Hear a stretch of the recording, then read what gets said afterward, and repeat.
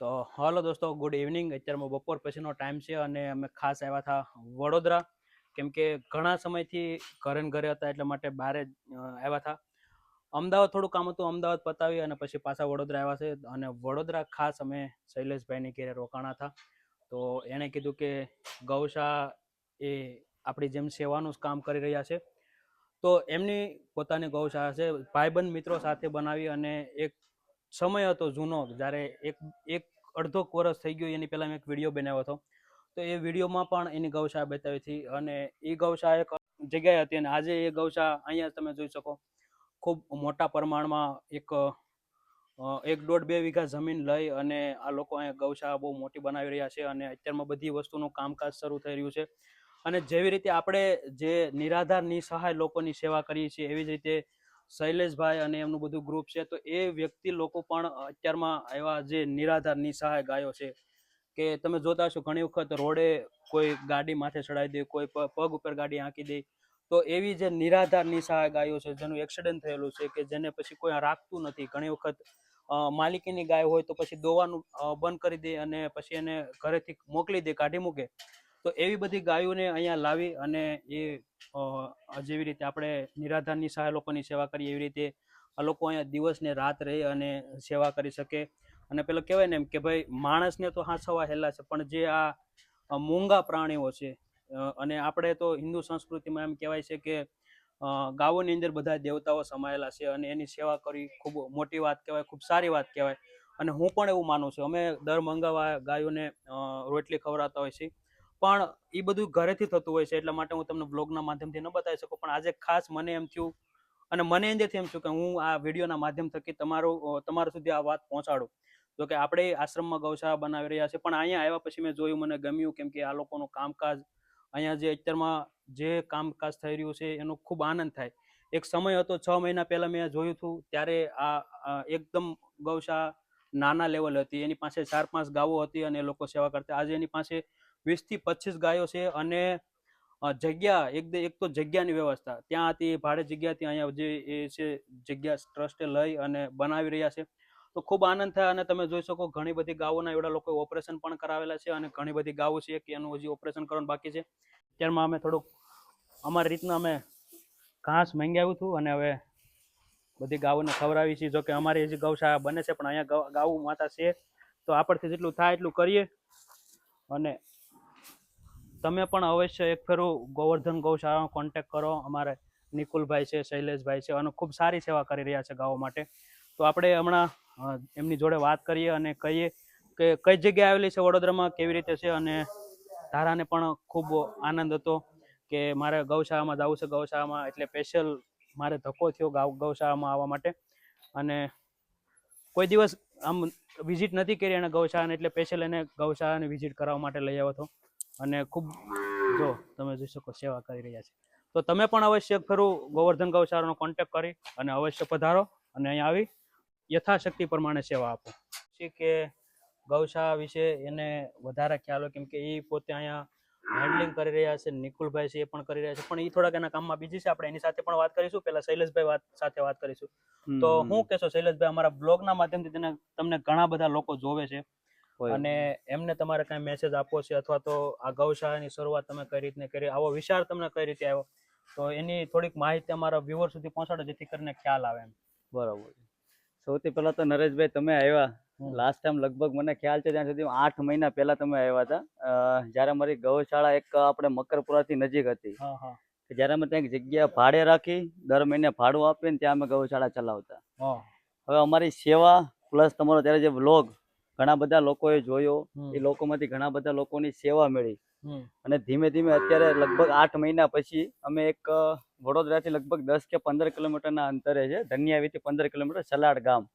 એ ગામને થોડુંક અંદર 1.5 વીઘો જેટલી આપણે જમીન લીધી અને એ જમીનની અંદર અત્યારે ગૌશાળા આપણે મોટા પાયા લેવલે ચાલુ કરીએ છીએ, કે જેની અંદર ખાલી ગૌશાળા નહીં, પણ અહીંયા કોઈ બી લોકો આવે તો એમના માટે એક ગાર્ડન, એક મંદિર, પ્લસ અહીંયા છોકરાઓને રમવા માટેનો એક બગીચો, ઘણી બધી એક્ટિવિટીઓ છે. હું ધીમે ધીમે તમને વિડીયોના માધ્યમથી બધી વસ્તુઓ બતાવીશ કે અહીંયા અમે અત્યારે શું શું નવી વસ્તુ કરી રહ્યા છીએ. હા, જેમ કે મતલબ કોઈ અત્યારે હા ફેમિલીમાં કોઈ આવ્યું છે અહીંયા કોઈ ગૌશાળાને વિઝિટ કરવા માટે, તો નાના છોકરા માટે રમવાનું પણ અને ગાર્ડન પણ, એટલે ખૂબ સુવિધા સાથે મતલબ કોઈ બી રવિવાર કે કોઈ ઘર બહાર જેવો લઈ લે માહોલ તો ઊભો કરવા સવારથી માંગો છો. સાંજ સુધીમાં મારી પાસે બધી એવી ફેસિલિટી આપણે તૈયાર કરીએ છીએ કે એક દિવસ એનો આરામથી અહીંયા કપાઈ જાય. નહીં, સાચી વાત છે. અત્યારે તમે જોવો છો 20 કે 25 જેટલી ગાયો છે, હમ. પણ આ થોડું બધું કામકાજ ચાલુ છે એટલે આપણે અત્યારે કોઈ નવી ગાયો એડ નથી કરતા. પણ જેવું બરોબર. બધું કામ પૂરું થઈ જાય છે, અમારો એવો ટાર્ગેટ છે હમ. કે અહીંયા અમે 500 જેટલી ગાયોની સેવા કરી શકીએ. વાહ, અને વાહ, એ બી સરસ. કેવી ગાયો જે તમે જે નિરાધાર માણસો રાખો છો.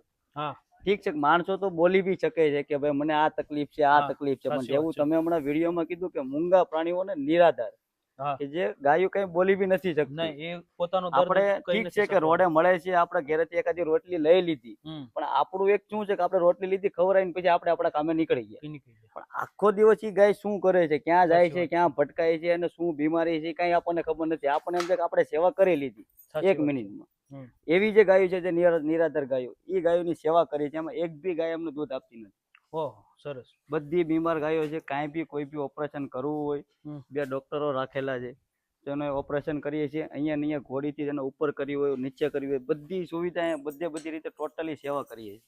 નહીં, નહીં, સાચી વાત હું છે. તમને બતાવું આ ગૌશાળાની અંદર બીજું અમે શું શું નવી નવી એક્ટિવિટી કરીએ છીએ. હા, બસ. જો નરેશભાઈ, બીજું આપણે એક બનાવીએ છીએ ઘર જેવો માહોલ. હમ. તમને અહીંયા આવો હું બતાવું.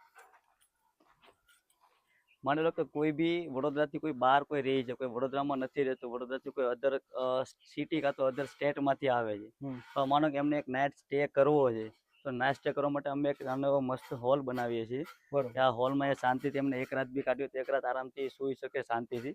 અચ્છા. પ્લસ બીજા અહીંયા પાછળની બાજુમાં એક આઉટસાઇડ બાલ્કની છે, હમ. કે એમને બી બાલ્કની આનંદ લેવો હોય, પાછળ વાડી છે તો વાડીનો મસ્ત પવન ખાવો અને શાંતિથી મતલબ એક રાત આરામથી એ વિતાવી શકે. બીજું હું તમને મળાવું જે અમારા ખાસ એવા નિકુંજભાઈ, જે ઠીક છે અમે તો બીજું સાઈડમાં થોડી ઘણું કામ કરતા હોઈએ છીએ, અમારી પાસે એટલો બધો ટાઈમ નથી હોતો સેવા કરવાનો, કે ભાઈ અમે તો ઠીક છે 3 દિવસ કે શુક્ર શનિ રવિ 3 દિવસ ફ્રી હોય એટલે આવી જઈએ. પણ નિકુંજભાઈ જે છે એ 24 કલાક સોમવારથી લઈને રવિવાર, એટલે કે 24 બાય કહેવાય ને 24 × 365 દિવસ કે જે અમારી આ ગૌશાળાની સેવા કરે છે. અને હાલ બી તડકામાં લગભગ ઘેરે હમણાં જ એક નાની છોકરી થઈ અમને, તુલસી 1-2 મહિનાની થઈ, 2 કે 3 વાર જોઈએ છે ખાલી, બોલો. બાકી ફૂલ સેવામાં. બોલો એટલે આ તો નિકુંજભાઈ. બધો ગૌ માતાનો પ્રતાપ છે, આમાં તો આપણી કઈ સેવા ગણાય નહીં. આ તો ગૌ માતાની દયાથી બધું કરીએ છીએ. બાકી તો બધા તમારા જેવા માણસો હોય એ બધા પૂરું પાડી દે છે એવું છે. જો નરેશભાઈ, બીજી અત્યારે આપણે તમને ખબર છે કે એક બહુ બધી જગ્યાએ લોકો બહાર જાય છે, કંઈક અનુલોમ વિલોમ કે કંઈક ને આત્માનું પરમાત્મા સાથે મિલન, કંઈક સારું કહેવાય છે ને, કે 10 કે 15 દિવસ સુધી લોકો જાય છે ત્યાં. અને ત્યાં મોબાઈલ કોઈ મતલબ કોઈ બી કનેક્ટિવિટીથી દૂર રહેવાનું, કે જ્યાં તમે કોઈ પણ મોબાઈલ કશું નહીં રાખવાનું, કશું ગેમિંગ નહીં, કોઈ ફોન નહીં કરવાનું, કાંઈ નહીં, બસ તમે એકલા. તો એવી જ રીતે રવિવારે કોઈ આવે છે તો આપણે અહીંયા 2 કુટીર બનાવીએ. કુટીર એટલે કે એક મેડિટેશન ટાઈપ, કે તમારે 2 કલાક શાંતિથી ધ્યાનમાં બેસવું હોય તો આરામથી તમે અહીંયા ધ્યાનમાં બેસી શકો. વાહ, આ 2 કુટીરો છે આપણી. હા, હા. એક બીજું બી છે, અહીંયા આવો તમે. હા, હા. આપણે આ બીજું એક છે વસ્તુ જે બનાવીએ છીએ એ છે અન્ન ક્ષેત્ર. હા, હા. રવિવારે કોઈ આવે છે, કેવું છે લગભગ તો એવો આપણો માહોલ છે કે લોકો વન ભોજન કરવા નીકળે છે. હા. ઘરેથી કઈ બી થેપલા કે ઢેબરા કોઈ રવિવારનો પ્લાન હોય તો સવારે બનાવીને નીકળી જાય. પણ આપણે જો ગૌશાળામાં કોઈ બી વિઝિટ કરવા આવે તો એના માટે આપણે અન્ન ક્ષેત્ર બનાવીએ છીએ. અહીંયા રસોડું છે, અહીંયા હોલ છે. જો અહીંયા જે તૈયાર બનાવેલું ખાવું છે તો ઠીક છે, અધરવાઇઝ તમારે પોતાને બનાવવું છે તો પણ બનાવી તમારે શકો. પોતાને કઈ બનાવીને તમારે ખાવું છે તો એના માટે બી તમે આ વસ્તુ આપણે બનાવેલી છે. વાહ, અહીંયા વાહ. તમે આવીને તમે બનાવીને તમે તમારી રીતે ખાઓ અને મસ્ત વાડી જવું એક મજા લ્યો, કે તમે નહીં. ખેતરે આવ્યા એમ. સાચી વાત છે. તમે જોયું તે પ્રમાણે કે સિટીથી દૂર એકદમ અત્યારમાં લોકો નથી કહેતા કે ભાઈ અમે રવિવારે ફાર્મ હાઉસ જવાના છીએ, અમે વનભોજન કરવા જવાના છીએ, અને ખાસ કરીને લોકો ઘણા બધા દૂર દૂરથી અહીંયા આવતા હોય છે, અને એ લોકોને અનુભવ છે કે અહીંયા દૂર દૂરથી લોકો આવે એટલે કેવી અવ્યવસ્થા થાય. એટલા માટે બધી જ વ્યવસ્થા સાથે અહીંયા એક મસ્તીનું ઘર જેવું માહોલ સાથે આખી ગૌશાળા શું કહેવાય કે નિર્માણ કરવામાં આવી રહ્યા છે. તો હું શૈલેષભાઈ, હા, બીજું હા એક વસ્તુ એ નરેશભાઈ, હમ. તમે જેમ હમણાં કીધું કે લોકો જે ફાર્મ હાઉસમાં આવે છે દર રવિવારે, હવે તમને ખબર છે કે મારી ફેમિલીને જો ફાર્મ હાઉસ લઈ જવું હોય હમ. તો મારે લગભગ ફેમિલી પેકેજ એને 4,000 કાં તો 5,000 રૂપિયા આપવા પડે, સાચી ત્યારે હું આ વાત છે. બધી મજા લઈ શકું. હમ. પણ જ્યારે ગોવર્ધન ગૌશાળાની અંદર આ બધી વસ્તુ મફતમાં છે, વાહ. બધું ટોટલી સેવામાં આપવાનું છે. અહીંયા આવીને 1 રૂપિયો બી નહીં આપે તો બી ચાલશે. અહીંયા કોઈ બી કઈ પ્રકારનું કોઈ ફીસ નથી. વાહ મેં વાહ. તમને જેટલું બી બતાવ્યું છે બધું મફતમાં છે. અહીંયા રહેવાનું છે તો રહેવાનું બી મફતમાં છે, નહીં નહીં, વાહ પણ વાહ. એના બી કોઈ પૈસા લેવાના નથી. તો તમે સાંભળ્યું તે પ્રમાણે કે વિના મૂલ્યે લોકોને જે ફાર્મ હાઉસ, અત્યારમાં આપણે ઘણા બધા લોકો નથી પિકનિક કરવા જતા હોય છે, ફાર્મ હાઉસમાં જતા હોય છે, તો એમાં 2, 3, 4, 5, 10,000 રૂપિયા દઈ અને એક દિવસ પૂરું ફેમિલી જતું હોય છે. પણ અહીંયા જે ગૌશાળામાં છે, જે લોકો દૂરથી આવે છે, તો એને એક ફાર્મ હાઉસ જેવો અહેસાસ અને એને એવું વાતાવરણ ઉત્પન્ન કરી આપવામાં આવશે, મજા આવ્યા કરે એમ. તો તમે કન્ટિન્યુ બ્લોગમાં બના રહેજો ને તમારા દરેક ગ્રુપમાં શેર કરજો. અને જો તમે ગાઉ માતાને પ્રેમ કરતા હોય તો વિડીયોને વધુ ને વધુ શેર કરજો અને ગૌશાળાને ખૂબ સપોર્ટ કરજો. હું તમને એમનો કોન્ટેક્ટ નંબર મેન્શન કરી આપીશ. બસ આવી રીતે પ્રેમ સપોર્ટ આપતા રહેજો અને વિડીયોને શેર કરતા રહેજો.